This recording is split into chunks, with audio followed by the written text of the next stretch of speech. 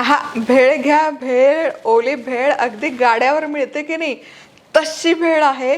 बरं, यामध्ये ना चमचाभर हा सिक्रेट पदार्थ घालायचा. तुम्हाला सांगते, या भेळीची चव द्विगुणित होते. नाही विश्वास बसत, रेसिपी बघा की शेवटपर्यंत. तर सगळ्यात आधी ओली भेळसाठीची जी आंबट गोड चटणी लागते ना, ती आपण करून घेणार आहोत.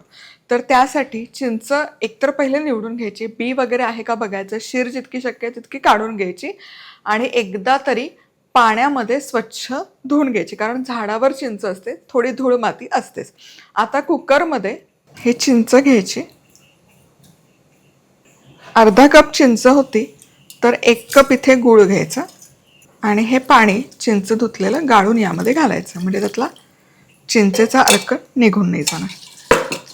आता हे मिसळायचं, चांगलं एकजीव करायचं. अर्धा कपच पाणी घेतलं मी. झाकण लावूयात आणि 1 शिट्टी फक्त काढून घेऊया. चला, आता इथे ही चिंच बरोबर 1 शिट्टी फक्त काढून घेतली. वा, गुळ छान विरघळला, चिंच ही छान शिजली. आता हे मॅशरने यातला गर आपल्याला व्यवस्थित निथळून घ्यायचं, काढून घ्यायचं.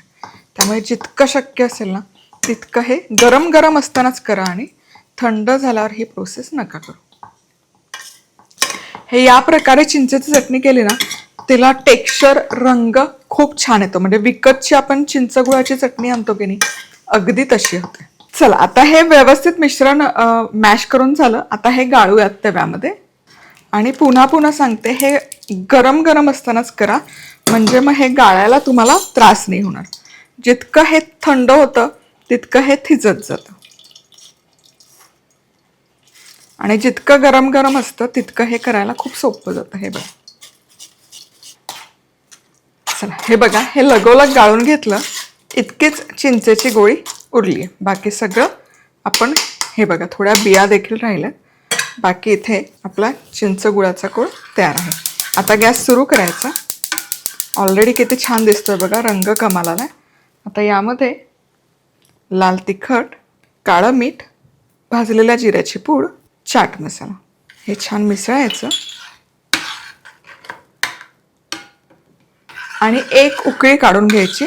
मला चवीला ही परफेक्ट होते, पण तुम्हाला लागलं तर थोडंसं गुळाचं प्रमाण वाढवू शकता.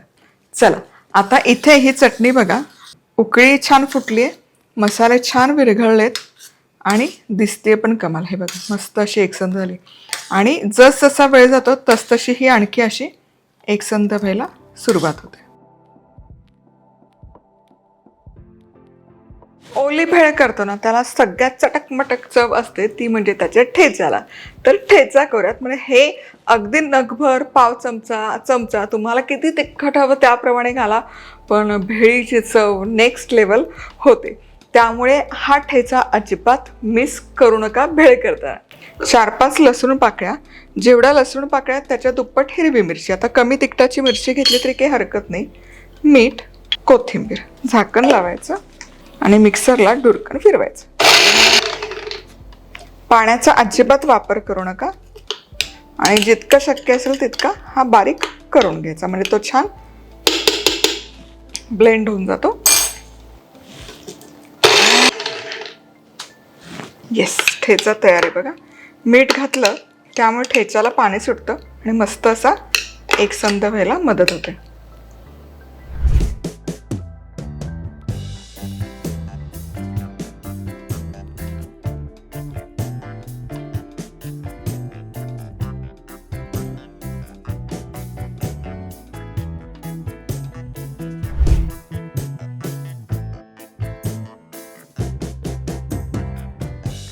चला चला चला, भेळेची गाडी लागलेली आहे.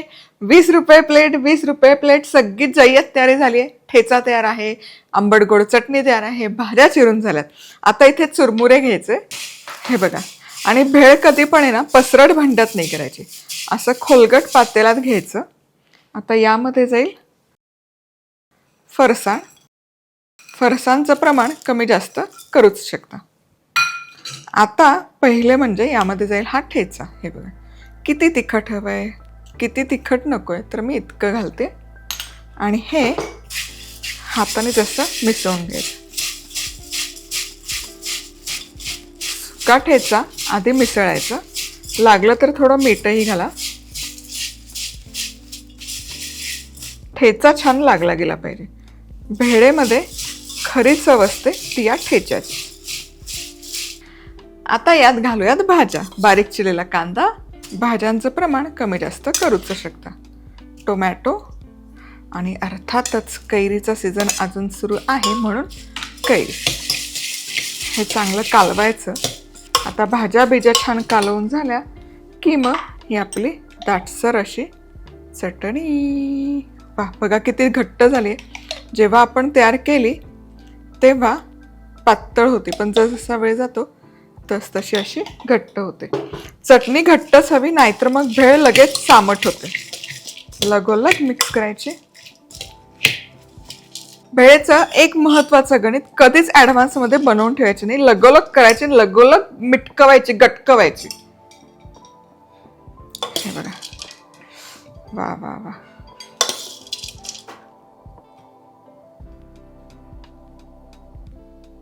मस्त अशी भेळ. त्यावर थोडंसं फरसाण, थोडे शेंगदाणे. मला सालासकट शेंगदाणे नाही मिळाले खारे म्हणून मी हे लावते. कांदा, टोमॅटो, पुन्हा वरनं थोडं थोडं पेरायचं. पुन्हा ही चिंच गुळाची चटणी. आ हा हा हा हा. खूप सारी अशी बारीक शेव आणि अर्थातच कैरीची फोड. मस्त तिखट मीठ लावलेली आहे की नाही तयार. काय दिसते म्हणजे मला तर राहवतच नाहीये, अजिबात राहवत नाहीये.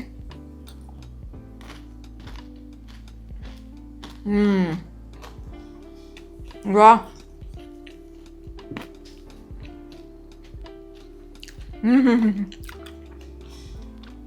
भेळीची गाडीच टाकावी विचार करते. वा.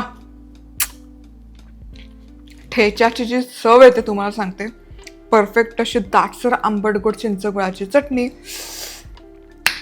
कैरी. वा वा वा. पुन्हा भेटूयात.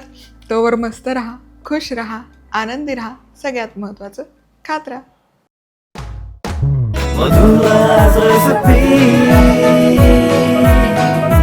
मधुराज रेसिपी, महाराष्ट्राची अस्सल चव.